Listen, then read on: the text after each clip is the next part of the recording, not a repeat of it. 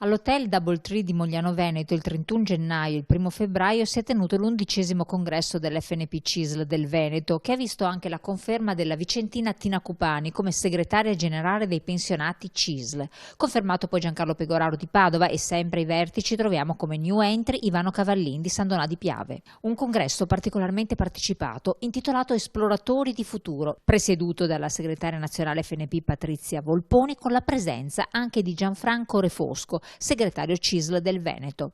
In un periodo particolare dettato dall'emergenza sanitaria si richiede una proiezione al domani in cui vengono poste sfide di medio e lungo termine che coinvolgono tutti, dai pensionati alle next generation. È evidente che gli anziani sono stati i più colpiti dalla pandemia, sia dal punto di vista medico, epidemiologico, dal punto di vista del numero di vittime, ma anche perché si sono interrotte quasi tutte le attività legate alla socialità.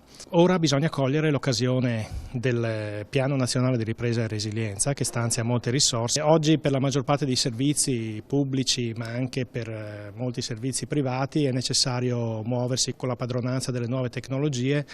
E qui c'è da fare un grande piano di alfabetizzazione digitale di massa, soprattutto per questa parte della popolazione che rischia di non essere pienamente cittadina di questo Paese.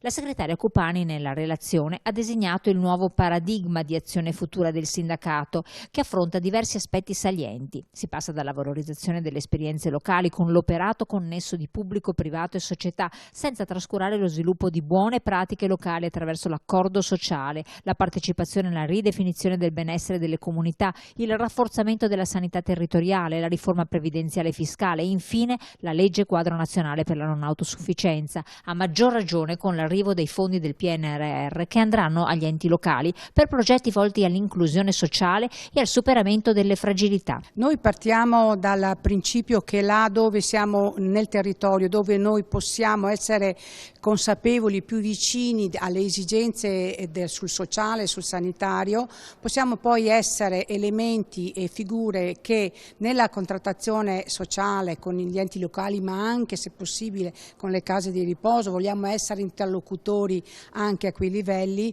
Questa per noi è una sfida importante. Delle difficoltà dei disagiati, dei nuovi poveri, degli anziani soli, ci siamo e noi vogliamo rappresentare bene tutti questi bisogni e trasformarli in progetti e proposte operative. Un congresso, occasione anche per fare il punto sui grandi temi che stanno a cuore ai pensionati. Noi pensiamo che il finanziamento che c'è stato in legge di bilancio non sia sufficiente per quelle che erano le nostre richieste, però dalla commissione presieduta dall'onorevole Livia Turco è uscito un progetto di legge molto interessante che stiamo valutando, che finalmente renderà operativa su tutto il nostro Paese una legge nazionale sulla non autosufficienza in modo che tutti i cittadini di tutte le regioni abbiano gli stessi diritti e la stessa assistenza. La FNP CISL dunque ha sempre lavorato e continuerà a lavorare con obiettivi e con una direzione intergenerazionale.